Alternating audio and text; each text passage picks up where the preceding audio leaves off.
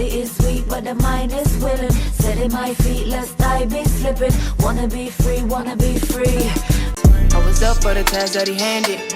Promised he wouldn't regret it. I'm holding it down to the casket. I'm holding it down like a bandit. I'm African and ain't nobody with my sort of vision. Everything that kills me makes me feel alive. Well, it was just a dream, just a moment ago. Cause I was up so high, looking down at the sky. Don't let me fall. Chosen people hate what the world seeks and seeks what the world avoids. These are beautiful words from Ignatius Loyola. My intentions for creating this video is to explain spiritual and conscious concepts through connecting them with this movie. As I stated before in my iRobot and my Foundation breakdown videos, is that the whole is different from the sum of its parts. This spiritual analysis is to help you look deeper at teachings of consciousness and spirituality. Also, I made it help better understand the fine details of each section. And lastly, to emphasize certain points. So, if you're ready, let's begin. I have a knack for spirituality and for consciousness. For this movie, I wanted to focus on the aspects of illumination and being a light worker or a light seer. The same can be said about hate, because darkness is a symbolic reference to hate or evilness. Now, the reason why I wanted to point that out is because the many times I watched this movie, I formulated this mini theory. If light is love, then love is not light, because that is a form of mirroring. And please don't type in the comments section about how light is love and love is light, because light is love and love is light. Yeah. As if that's going to change anything about this video. There's a reason why I'm saying this, so please hear me out. So let's change the equation around a little bit by saying, if light is love, then love is bond. As I stated in most of my videos by now, hold that thought, because I will come back to that pretty soon. Don't you worry your pretty little head. Now, let's start from the beginning so that I can explain the reason why I say this. A father's love.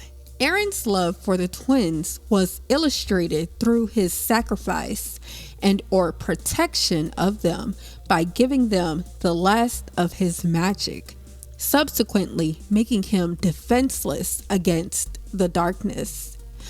A mother's love. Miranda's love for the twins was illustrated through her hope of them still being alive.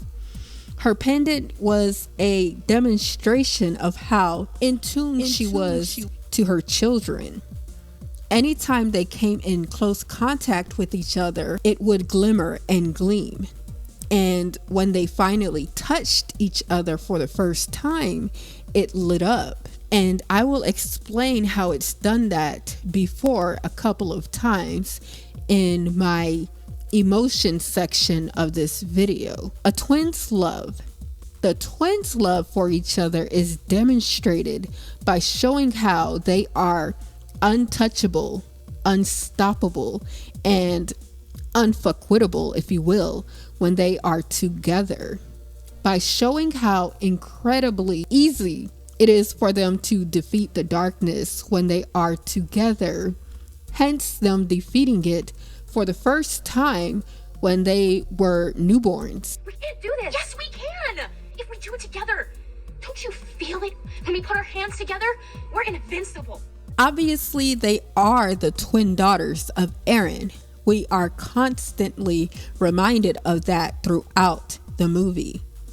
They literally say it like 4 times. In this next segment, I will take the time to point out the emotions in this movie while giving you a synopsis of the movie in case you haven't seen it before, although I'm pretty sure many of you have already. In the contrast portion of this video, I will point out how their emotions or their connection to either the sun or the moon is either projected outwardly and reflected inwardly. And we see that throughout the movie up until near the end of the movie. It also helps illustrate how feelings, emotions, and moods affect how we move out here in these streets. The emotions we feel have different vibrational levels and or frequencies. They also are assigned to certain colors or hues of color. Keep this graph or graphs in mind because this will be used for you to reference and or refer to for this section of the video. First things first, let's start from the beginning. Their strong feeling of something happening, they both get this feeling. The only difference is that Cameron feels something auspicious will happen. It's just a feeling. I can't really describe it. You mean like the feeling you had when you thought you could come clean? Exactly. Only better. While Alex feels something ominous will happen. Seriously, what is your problem? I don't know. Ever since I woke up this morning, I just feel like something horrible is gonna happen. It's your birthday. Nothing horrible is gonna happen. Like I said, it's just a feeling. They confirm their feelings once they bump into each other. What are you talking about? You knew something was gonna happen today. But I could have guessed. I mean, I could have guessed, but I would have been wrong. No, I am usually a really good guesser. It's your birthday today, isn't it? How did you know that? It's my birthday too. See? We are twins. Wait, this isn't happening. This is too weird. Wait! Would you please quit saying that? Okay, yes, maybe we're sisters, and yes, today is my birthday, but I don't know. This can't be. It can't be what? You knew something was gonna happen today too? Yes, but I can't. These scenes give us insight of how one twin represents the moon aspect with regards to emotions and feelings, and the other represents the sun in regards to emotions and feelings. Miranda's motherly instinct of the twins being together, she runs to tell Thantos, but he shuts her down by saying, Miranda, no. Not after all these years. Please don't start this again. Now, pause. I'd like to quickly elaborate on this phrase because it makes me theorize that Cameron and Alex have had instances of being in the same vicinity of one another, but never actually running into each other. I mean, they do live in the same city as one another after all. I also believe that them not running into each other has a lot to do with their protectors, making sure to keep them apart up until they are old enough. Also, the moment when they are with their best friends illustrates this point vividly. Now, back to Miranda and Thantos. Her amulet lights up a second time, and she also says, Thantos, I felt it in my soul. Look. It lights up once more as she shows Thantos as she says, They're alive. And they're together. Can you believe it? To further emphasize my theory is that this time is different because, like I said before, they actually touched each other. The movie emphasizes how powerful they are when they do touch. Now, Miranda has a new mission to bring the twins back to Coventry. Meanwhile, the twins begin their journey of learning about one another. Cameron thinks it's amazing while Alex thinks it's weird. In the same moment, Cameron learns that Alex only had a mom who passed away 3 months ago from cancer. And now I say she passed away from cancer because I actually read the books, and I don't want to keep bringing it up, but I will unfortunately bring it up because the books are very different from the movies, and that's so unfortunate because the books are so good. But I'll just hold that thought. I'll keep bringing it up throughout this video. Curiosity. Cameron takes Alex to her house to show her things like her photo albums and scrapbooks so that Alex can get a sense of what she's all about. This is the first moment they try using their magic together. Oh, they're in the dresser. What's the matter? I was just wondering if I could do magic on my own. Don't you think you'd know that? Well, I've never actually tried it, okay? Have you? Drawer open. Okay. And you help me do the rest. It obviously works better when we do it together. Okay. Drawer open. This is also the first glimpse we get of how powerful or potent their magic really is. Cameron realizes her scrapbooks might actually be in her second closet. She asks Alex to check the other closet. The second closet turned out to be a portal or the door to Coventry. This is the moment Karsh and Ileana introduce themselves to the twins as their protectors and their father's humble servants. They also learn about their parents and how the future of Coventry is in their hands. This brings me to my next point of fear. Since Alex has the gift of knowing, she already knows how the story could end.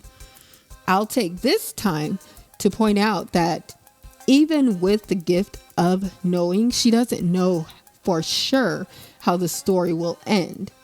We get a hint of that when she tells Cameron more about the past and what the future could be from her stories in her journals. I elaborate on this in the spiritual gifts segment of this video. Once Alex notices that Cameron's drawings are actually images of Coventry, she becomes more fearful. Once Cameron convinces Alex to find out more about each other, they head off to Alex's house. Anxious, Miranda becomes more anxious and determined to find the twins and as soon as possible. When Thantos comes back without them, she even threatens to go find them herself, leaving Coventry defenseless against the darkness. Thantos makes her feel guilty for wanting to find them herself. Ulterior motives. In this scene, we get an ominous feeling from Thantos, aside from him trying to convince Miranda that they are in league with the darkness, or that it's trying to trap or lure her away from Coventry. Miranda, however, stands firm on him finding them. Back to reality. Different lives. Back at Alex's house, it finally sets in that they have lived differently from one another. I guess we've really lived different lives. You think? But you can ease back on the guilt meter. I wouldn't trade mine for anything. I so wasn't thinking that, I swear. This feeling had already set in for Alex once she saw Cameron's car and house. Bonding. The twins use this moment to practice their magic by using spells from Alex's journal while Ileana and Karsh look on at a distance. Noticing that the darkness is looming or hanging around, once they are back at Alex's house around the early evening hours, they do have a run-in with the darkness. Second, fear. And this time it's Cameron who feels it. It creeps out of the kitchen sink and tries to attack them. Alex leads the way as they try to escape upstairs. Cameron trips on the stairs and the darkness was able to grab a hold of her ankle. Alex grabs her hand and it shocks the darkness as it recoils and retracts in agony. That gave them enough time to run down the hall. The darkness was close behind them, but they made it to the bedroom door and they slammed it shut behind them. This just so happened to be another portal to Coventry. Let's take note that this is the second time Alex opened the door to Coventry. I wanted to take this moment to quickly talk about portals. They are always doorways or archways, if you will. Portals always lead to a different dimension.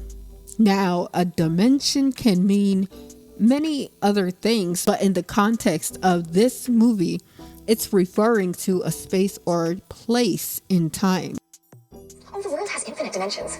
Well, 9, maybe 9.5. And none is more real than another. This is ours and yours. Fear. This emotion hits the twins at two very different points in the movie. Earlier, when they first meet each other, Alex is fearful when they initially meet Ileana and Karsh, mainly because she knows how the story could end, and the fear of actually living that was enough to scare her and make her back out of looking for their birth mother. As for Cameron, she is struck with fear when they are attacked by Thantos at Alex's house. That encounter was enough to make her want to back out of searching for their birth mother, because she realized they would have to defeat the darkness in order to do so. So this time, she is the one who decides to back out, walk away, and not look for their birth mother anymore, because she's happy with her parents and how nothing bad had ever happened to her until their protectors showed up, in her opinion. Alex tries to convince her to stay, but they end up leaving Coventry. Back in their dimension at Alex's house, Alex tries to once more plead with her to not leave before she hops into her convertible. I thought running out was my thing. I guess it's something else we have in common. Be careful. She says to Alex as she drives off while the sun begins to set. When Cameron makes it to her house, we see how her realization at Coventry moments ago made her grateful for her adoptive parents and how they have kept her safe so far. Meanwhile, Alex almost feels defeated. When it cuts back to her at her friend Lucinda's apartment, this is just further proof of how alone Alex actually feels in this dimension. Throughout the movie, you get the sense of longing or yearning for a family dynamic from Alex, which makes her look somewhat codependent on Cameron, but also it gives her more of a driving force to follow through with the search of their birth mother, no matter the cost. After her little disagreement with her best friend, she runs off into the bedroom to reassess her situation. That is when she realizes who the F she is, and rightfully so. All the forces of darkness out to get me. My protectors are nowhere to be found. My so-called sister is dancing the night away. I am not just gonna sit here. But I don't have to. I opened the door to Coventry before, so I can do it again. I'm the daughter of Aron. I just have to believe in myself and trust my powers. Believe in myself and trust my powers. Okay. All right, Alex. Woo. Once she opens the door to Coventry, she finally reunites with her birth mother. Their mini bonding moment is cut short when Miranda reminds Alex how they can face anything because You have the power.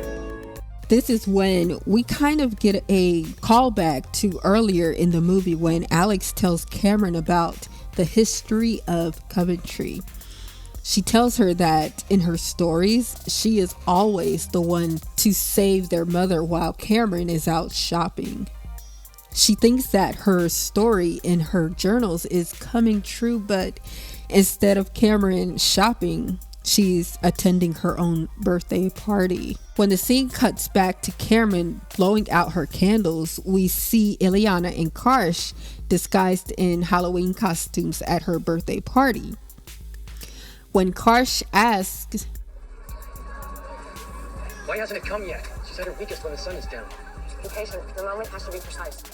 this is the first time in the movie it confirms that the twins' magic is potent during certain times of the day and or night. Guilt. Once she tells her adoptive mother everything about what's going on, she reassures her that it's okay to find your birth mother by giving her a speech about love and how infinite it can be.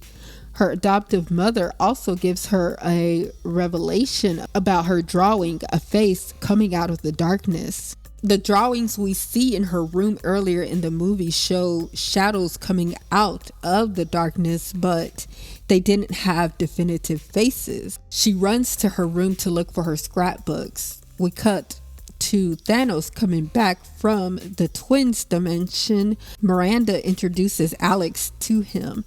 He tells Miranda how the darkness has overcome the North Gate. She tells him that they both aren't in Coventry, and we notice this because he comes back from their dimension empty-handed yet again. Now, pause. I want to take this moment to kind of rag on how incompetent he is. In the books, he is depicted as this very powerful tracker or wizard or warlock, but in the movie he's completely incompetent. Like, how, Sway? How? In what world does that make sense? In both dimensions, you're an incompetent nincompoop. But I digress. Miranda hastily tells him he needs to go back and find her before the darkness does, while she'll go deal with the North Gate. At this point, Alex is confused. That's when he tells her how defenseless her sister is without her by her side. She tells him how Cameron thought that the darkness would leave her alone if she stayed in their dimension. He responds by telling her that the darkness will never leave them alone now that it knows that they exist. He also tells her that there's only one answer. There's only one answer. Total defeat. Courage. We cut back to Cameron and she has the picture she was looking for. As she heads back downstairs, she runs into Lucinda. After their brief conversation is when the darkness attacks, causing explosions and scaring her guests and family at her birthday party. She tries to make her way outside when she is stopped by Ileana. Cameron insists on going outside to protect her friends and family, but Ileana says, We've got to get you out of here. No, everybody, they're in danger. No, trust me, it's you that he wants. We've got to get you to Coventry. It's the only place where you might be safe. This is the moment she realizes that she doesn't have any powers. Even without her powers, it seems as if Cameron got her courage back after the darkness shows up at her birthday party.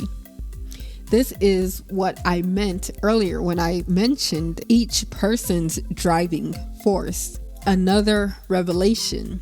Towards the end of the movie, they find out that Thantos is indeed the darkness, or the person that is controlling the darkness. Mainly because Cameron made it back to Coventry before he did, and she showed them the picture and told them everything. Once they pulled their little gotcha moment on Thantos, they confront him about the drawing and how he ended their father's life and tried to end theirs. Of course, he denies it and asks them to look into his eyes. Let's fast forward a little bit to the point when he takes their mom, leaving them alone and flustered. It takes them a while to regain their composure, and then realize what the opposite of darkness truly is. They use the love that they have for the people in their lives and the love for each other to defeat the darkness. This vanquished Thanos and brought back their mom, Karsh and Ileana, as well as restore the light to Coventry. The movie ends with their birth mother meeting Cameron's adoptive parents, ending the night off with some birthday cake and their new dance move.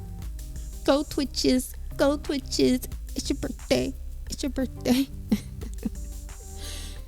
Now to my next segment of this video, duality. Alex and Cameron are yin and yang, two halves of a whole, or the same coin with different sides, if you will. Let's break down their duality. Cameron exemplifies the sun. She is the bubbly, more upbeat twin. Just think of all the descriptive words you can think of to describe her personality. Warm, vibrant, bright, happy, optimistic, etc., etc. The sun is illuminating, meaning there is nothing that can hide or be hidden. Hence her spiritual gift of seeing, which explains her need and comfortability to be honest, no matter what the situation is, as well as seeing the bright side of things. Alex exemplifies the moon, and it can also illuminate her shadow side as well. It can hide the truth or keep secrets or hidden knowledge.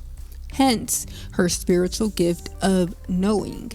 It might seem like she's a Debbie Downer, but her disposition is most likely because she knows the truth, seeing through someone or what's on the other side of the proverbial veil. Secrets. Both the sun and the moon can cast shadows, but there's a difference between the two.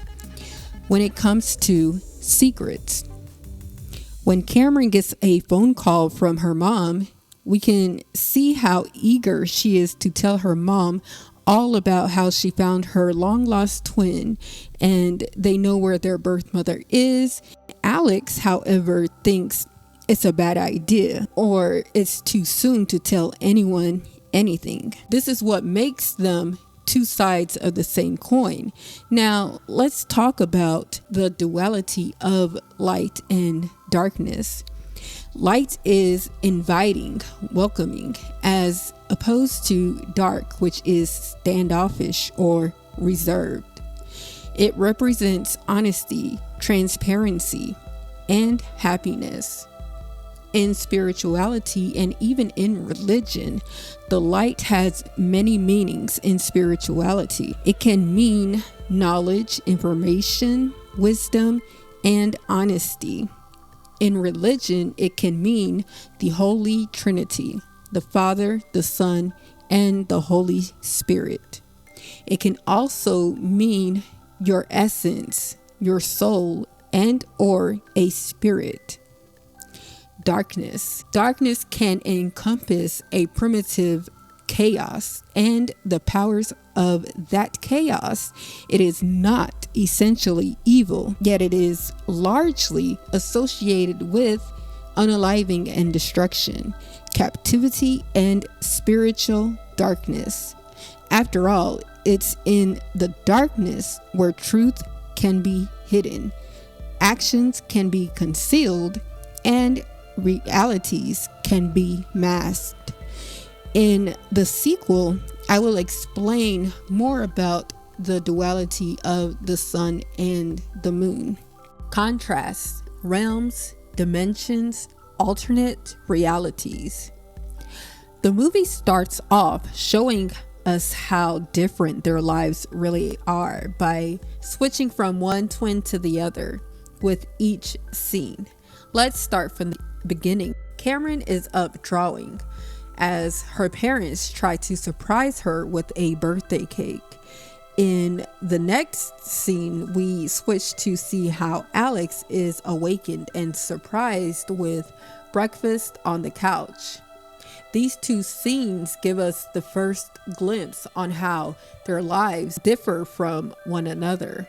We also learn about how they are synchronized with their circadian rhythms.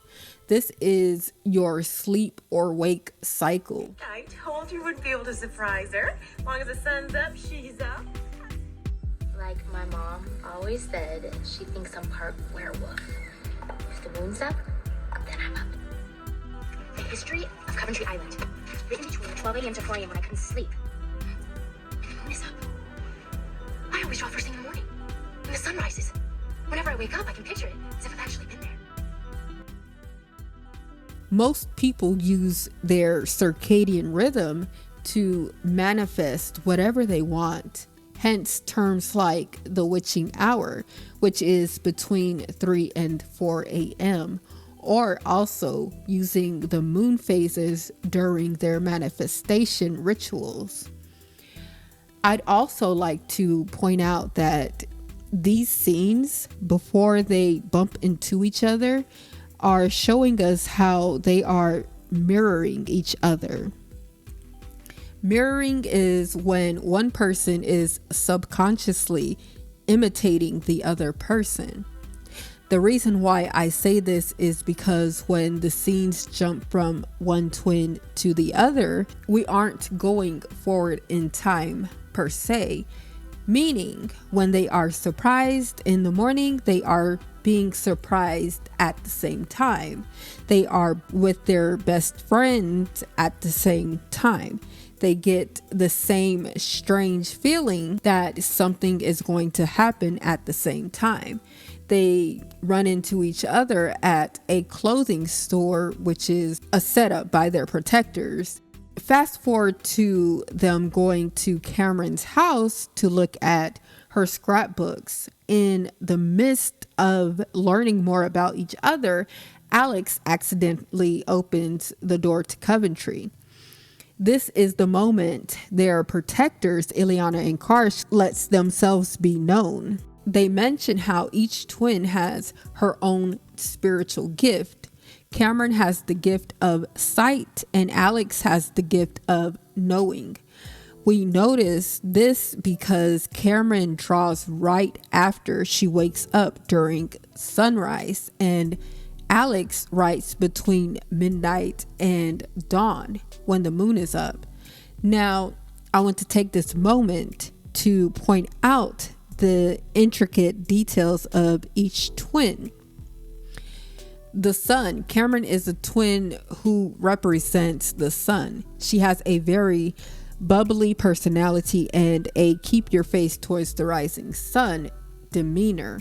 Her life projects how she is on the inside, happy with where she is and what she is doing so far.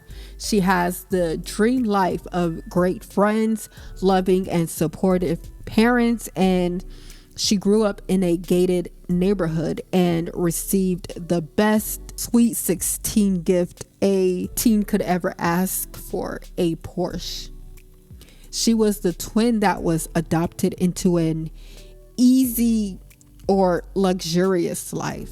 With support from her best friend and parents, she approaches life with confidence. Being a child of the sun, she is comfortable being honest. There really isn't much to hide because sunlight illuminates everything, and there's nothing better than to bask in it.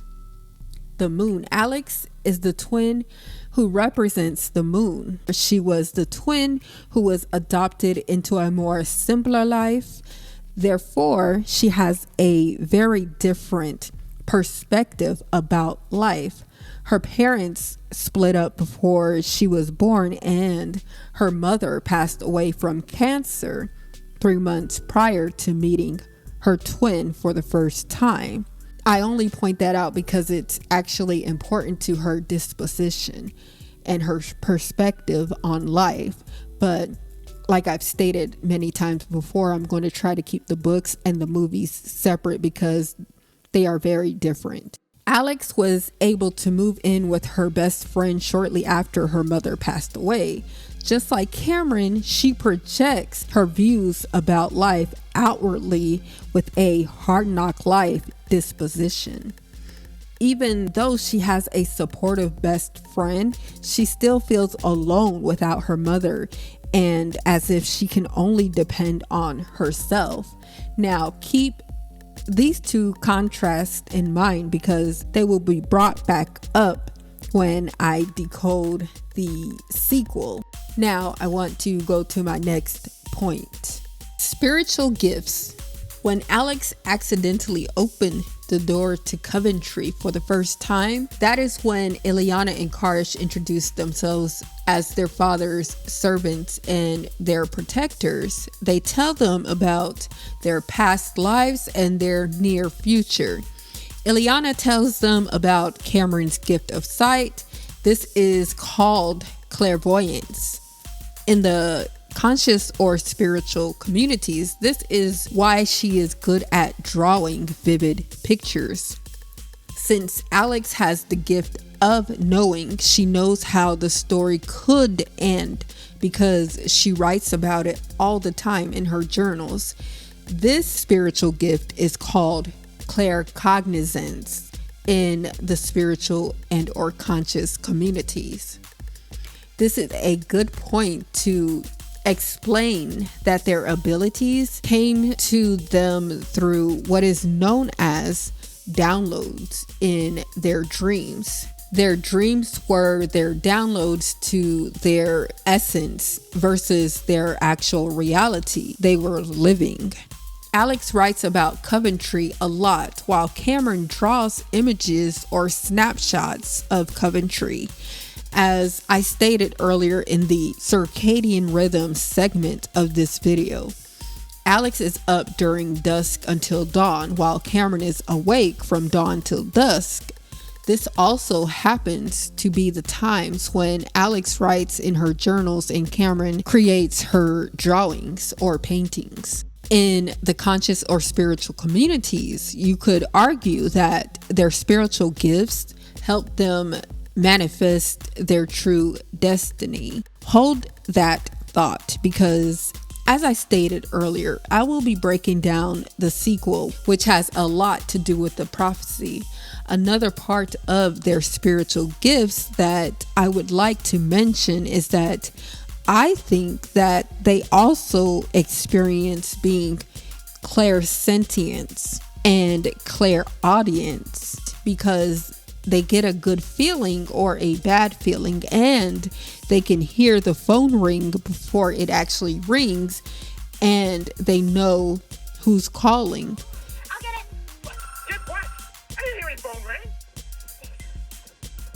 Hi, Beth. You know, I can't figure out how she does that. Oh, tell your mom I said hi. My mom, why would I? It's extraordinary. You definitely are someone who has the powers. Hi, Mom. It's my mom. Mom, you are not going to believe what happened. And Cameron can also read minds or hear people's thoughts. I'm going in. That's okay. If you want to look at shoes, I'll just meet you back here in 20. How did you know I wanted to look at shoes? Because you just said it. No, I didn't. Yes, you did. No, I didn't. Now I want to go into my next point. Energy transfer. Even the prophecy says the two must learn to act as one. Yes, but the two are tap dancing on my last good nerve. For this segment, I want to focus on the time frames of between leaving the college campus, aka Alex and Lucinda, up until Cameron's birthday party.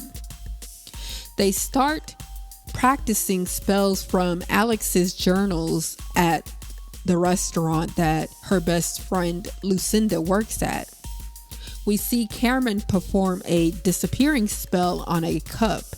Note that they do not touch or hold hands for this spell. They perform another spell on the guy who was being loud and rude. But this time they do hold hands. After they leave the restaurant, we see them casting spells here and there, but they don't hold hands for any of them. When the darkness attacks them back at Alex's apartment, Cameron trips on the stairs as they try to get away, and the darkness grabs a hold of her ankle. Alex helps her up by grabbing her hand. We see the magic between their hands run down Cameron's body all the way down to her ankle, and it shocks the darkness. It lets go of her and recoils in anguish. This gave them time to make it to the bedroom, slamming the door shut behind them. I'm pointing out these moments because I want to emphasize how the time he attacked them was around the evening hours. So pretty much what I'm trying to say is that between sunrise and sunset is when Cameron's powers are more potent and Alex's aren't. And between the hours of dusk and dawn are when Alex's powers are more potent and Cameron's are not. They can transfer magic from one twin to the other simply by holding hands. It's like the magic is electricity or energy. This is what makes them stronger together, and this is confirmed when Thanos says, Without you by your side, your sister is practically defenseless against the darkness. What? Siphoning energy or energy vampires. I wanted to point out how in this movie, Thanos is the energy vampire. He was draining Miranda's powers without her knowing. She later finds this out once both of the twins are at Coventry and they confront Thanos about him coming out of the darkness when he first attacked the twins the night of their birth. Earlier in the movie, we see Thanos for the first time, and he is presumed to be performing some kind of magic spell using a pendulum over a glass of dark water or liquid. In my research, I have never ever seen or came across a pendulum and a cup of water. I've seen it as a science trick, but not for anything pertaining to actual magic or spirituality. So I honestly don't know what that particular scene actually meant. And also, it is the only scene where we see him doing some kind of magic or performing some type of spell. What I do know is that pendulums are usually used for answering questions that you may have. More specifically, yes or no questions. However, in this movie, I am theorizing that he is using it as a form of control of the darkness outside of the castle. Being that he was inside the castle, he couldn't be right there with the darkness per se in order to control it, while simultaneously taking Miranda's powers. So again, I'm theorizing that he needed to be near or around her in order to siphon her energy and transferring that energy source, or even transmuting it into darkness. Or my other theory could be how he siphoned her energy whenever she used her magic against the darkness. It would absorb whatever she used. For example, when she would secure the North Gate because the darkness would somehow overtake it. It's almost as if it allowed him to have enough strength or powers to leave Coventry to attack the girls, or search for them, at least in their own dimension. So by the time the girls actually made it to Coventry, Miranda's powers had all been used up. That theory is kind of crazy because if it's true, then she unknowingly was giving him power to go after her daughters. Him being the darkness, or at least controlling it, is confirmed when they question him about the drawing of him coming out of the darkness. Miranda, the darkness. I'll do nothing without you. Now, transmute energy in driving forces. This is kind of a theory of mine about where the twins get their energy or light from, aside from their birth parents, Aron and Miranda. Also, where Thanos gets his powers from and what drives him.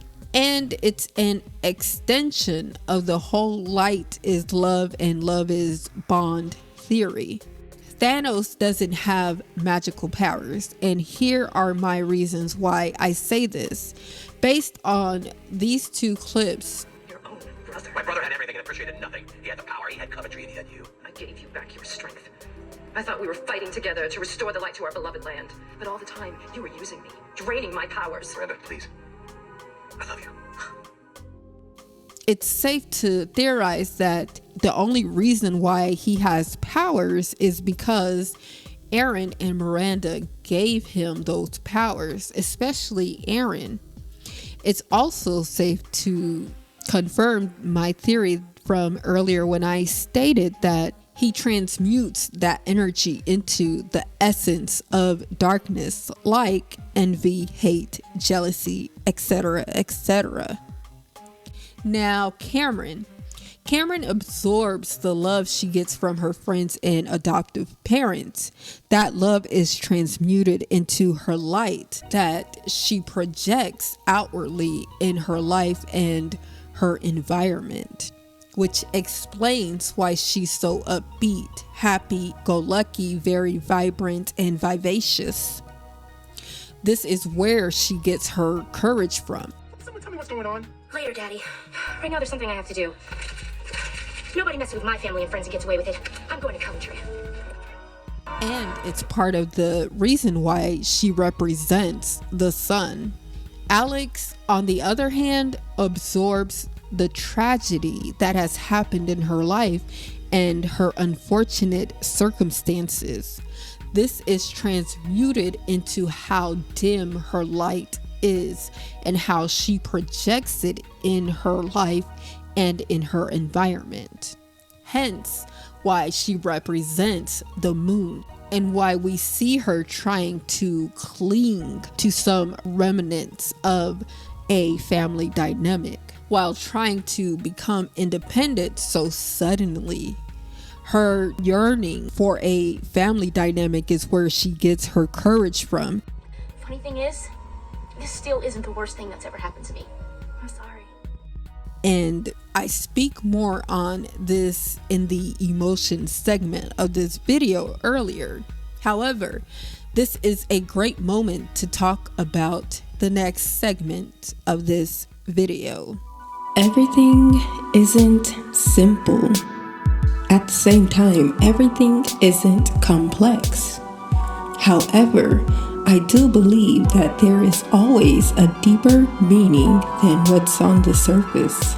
We are unable to hold in emotions or harbor strong ones like anger.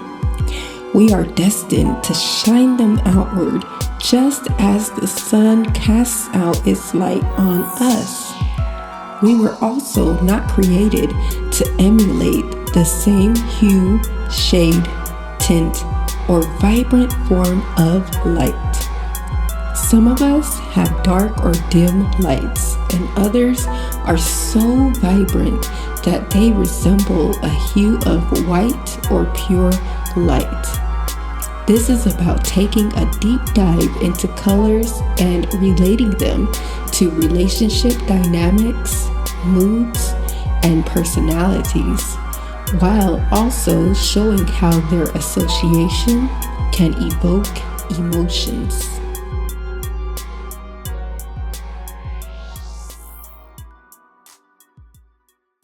Colors. The colors that the twins wear in this movie represent their innocence because light blue, pink, and even lavender. They're all representations of innocence, like children or childish. Even though in this movie they are turning 21, they still have an air of innocence to them. And it has a lot to do with their destiny, I suppose. Karsh is only seen wearing the color burgundy, and burgundy marches to the beat of its own drum. This gives burgundy the unique edge it desires. Though burgundy is closely related to maroon and red, you won't find another hue quite like this one. Burgundy attire is thought to be especially eccentric. Burgundy understands the trials and tribulations of life. It's for this reason why it offers compassion and empathy. If you don't want to be judged for the hardships you've experienced, go to this color. It's here where you'll find an incredible amount of understanding. Best of all, you can rest assured that you'll be heard. We see him show these character traits when he introduces himself to them and after the darkness attacks them for the first time at Alex's apartment. It also explains why he is Alex's protector. He is understanding of her plight, and he also understands her stubbornness. This allowed him to mirror her and give her the best guidance and protection she needed. Ileana is wearing an orange dress that fits her personality perfectly. First, let's read what the color orange represents. Orange is a combination of red and yellow. Red is filled with energy, stimulation, and yellow is responsible for the happiness and cheerfulness. It is a more active color because it makes us react by gut feeling and what we feel at that particular moment. It is the color that gives you shelter in tough moments by not allowing you to sink into grief or disappointment. It brings a high degree of positivism, always rejuvenating us in the most difficult moments. It is a color that will always help us look on the bright side of things, even though reality is often not too bright. Those with orange color personality strengths tend to be witty, spontaneous, generous, optimistic, eager, and bold. Again, this explains why she is the best fit for Cameron as her protector. They mirror each other's personality. Miranda is wearing a royal blue dress. Blue symbolism, calmness, and peace are two words that come to mind when thinking about the color blue. It is a non-aggressive color that encourages serenity, orderliness, and tranquility. This could be because we associate oceans with blue, and it can be a mentally soothing color for some people. Blue personality. Somehow the life purpose of those who like the color blue is linked with their ability to contribute to other people's well-being. People who favor this color are known to be confident, loyal, and calm. However, they can also evoke feelings of sadness and depression. We notice how melancholy Miranda is in the painting Cameron drew of her in the beginning of the movie. We sense the joy she feels when she realizes her twins are alive and together. And then when she finally meets Alex, she becomes more hopeful about defeating the darkness once and for all. Thantos is wearing all black with a purple undershirt. Black personality and meaning.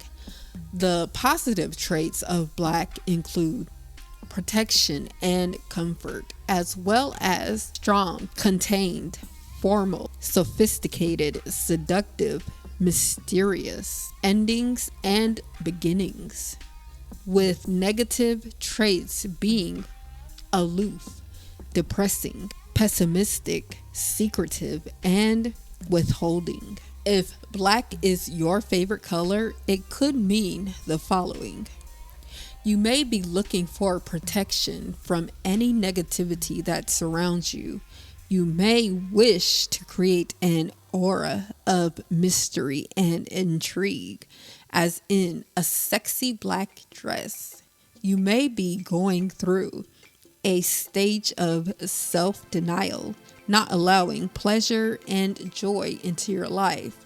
You hold things inside and are not good at sharing yourself with others, possibly out of fear. You are methodical in your work, making sure everything is completed as required. This kind of explains why most Disney villains wear or are predominantly Black. Now on to my next segment of this video, numbers. For this section, I won't be adding up the names to get their numerology reading. I am, however, going to base this section solely on what number their personalities closely represents, together or separately. 1. If I have to choose, I really wouldn't pick someone in particular to be number 1. But if I really had to choose, I would say that Thantos would represent the number 1. He represents the negative aspect of the number 1. Very greedy, sick with rage, drunk on power, etc., etc. The twin who represents the number 1 would be Alex. She represents the positive side of the number 1. She is also the twin that is more fit or a perfect match to go up against the darkness, mainly because she represents the moon. The moon is half in darkness. This gives her the courage she needs and power for them to defeat the darkness. Hence why in the many stories she writes about Coventry, she was the one to save their mom and defeat the darkness. Remember, Cameron is powerless without Alex by her side during dusk to dawn. Number 2, I hope that it's obvious that the twins are yin and yang. They are, as I stated earlier, the same coin with two different sides. Two halves of a whole. The relationship between Karsh and Ileana can also represent the number 2 because one is masculine while the other is feminine. This creates a harmonious balance between the two of them, although they do argue a lot. They complement each other in a way. The twin who represents the number 2 would be Cameron. Remember what I said about their different lives, driving forces, and transmutation. Cameron brings the balance that Alex needs. She's the glimmer of hope that Alex can use or transmute into magic. Lastly, Miranda and Thantos both represented the number 2. Two extremes of light and dark. They are not a balance of the two entities.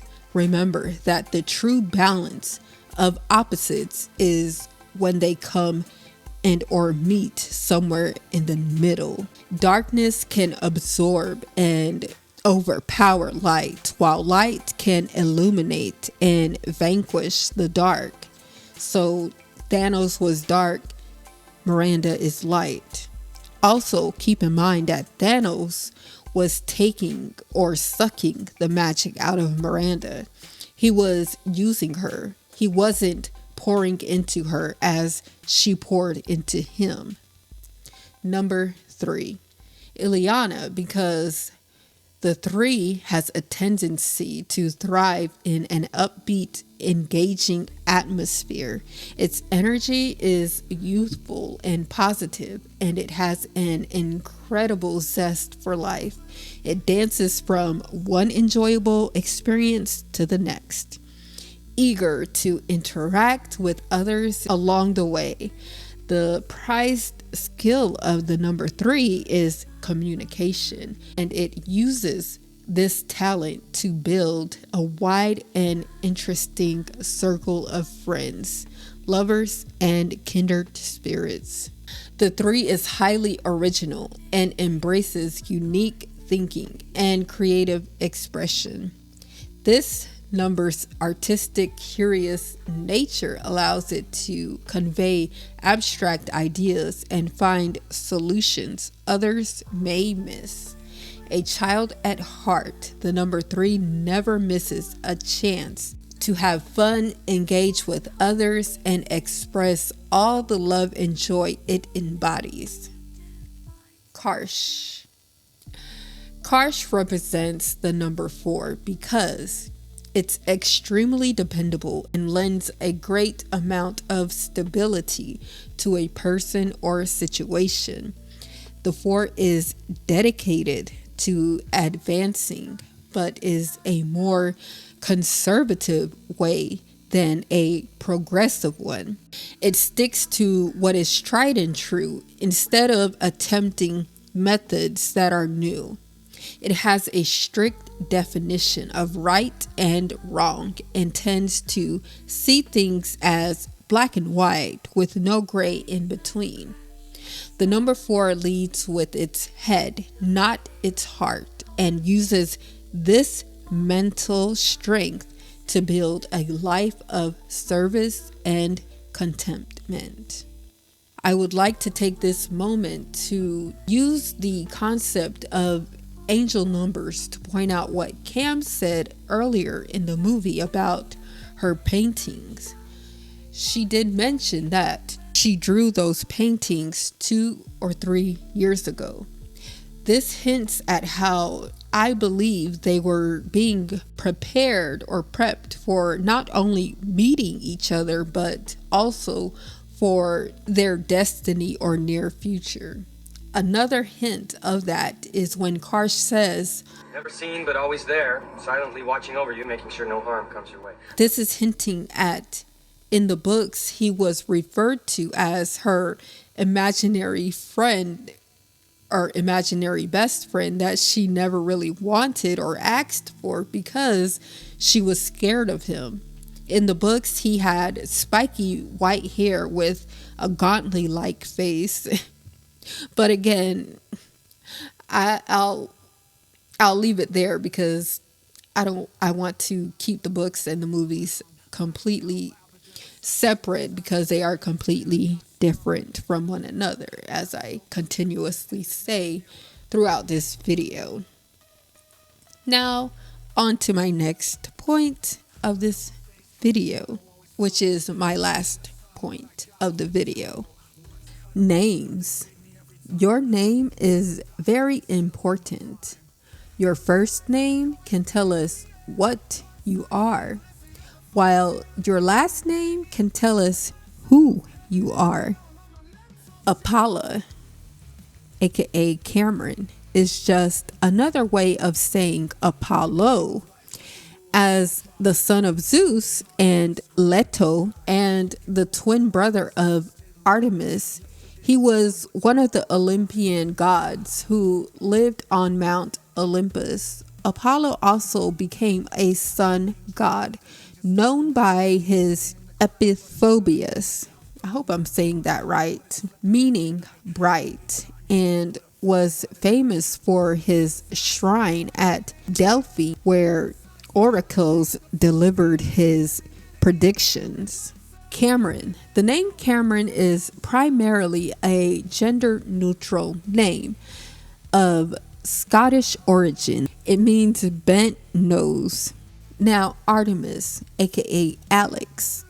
Artemis is a gender-neutral name of Greek origin that means twin of Apollo and butcher. In Greek mythology, Artemis was the name of the Greek goddess of the moon, hunting, and chastity.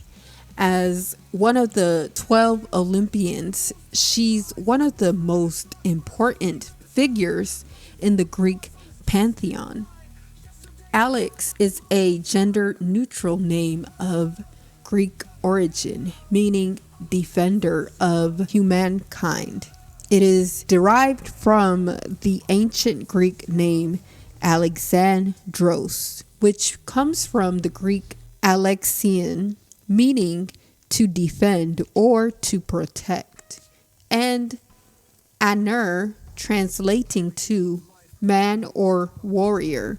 Alex is the shortened version of the masculine name Alexander and feminine Alexandra. However, it stands alone as a popular first name today. Alex is a classic Greek name that will be sure to encourage a chivalrous and fierce protector in a baby. This is just more reasons why she is a great representation of the moon, the number one, and her father. Hold on to that thought, because I did say I would be doing a video on the sequel, and this has a lot to do with it. Karsh, a Jewish Ashkenazic artificial name from Yiddish, Karsh, cherry, Americanized form of German Karsh. Ileana. Ileana is a feminine name of Greek origin meaning torch or bright. It is related to the Greek name Helen, derived from the word El, meaning light. Miranda, coming from the Latin verb mirror, meaning to admire. Miranda means worthy of admiration and to be wondered at. Hence why they would, call her pretty and, just stare at her picture as if they were mesmerized whenever they would see it. Who is this? I don't know. But I draw her a lot, pretty hot. Very. Aron. Aron is a male given name of Hebrew origin with multiple meanings. Aron derives from Aaron, so Aron, A-R-O-N, derives from Aaron, A-A-R-O-N, a biblical figure in the Christian Old Testament and Jewish Bible. Moses' older brother and right-hand man. Aron was a priest who helped lead the Israelites out of Egypt. What's more, the adventure-loving parent may also find comfort in Aaron's Hebrew translation, including high mountain, a mountain of strength, and possibly bearer of martyrs. Other translations may even increase the likeness of this name with enlightened, exalted, and elevated, also commonly derived from the ancient Egyptian phrase Aron, may rise to challenges and become a true warrior lion. Thantos or Thanatos was the god or personified spirit daemon of non-violent unaliving. His touch was gentle, likened to that of his twin brother Hypnos, sleep. Thanatos was the son of Nyx, the goddess of night, and the brother of Hypnos, the god of sleep. He appeared to humans to carry them off to the underworld, when the time allotted to them by the fates had expired. And that is where I will leave it for now.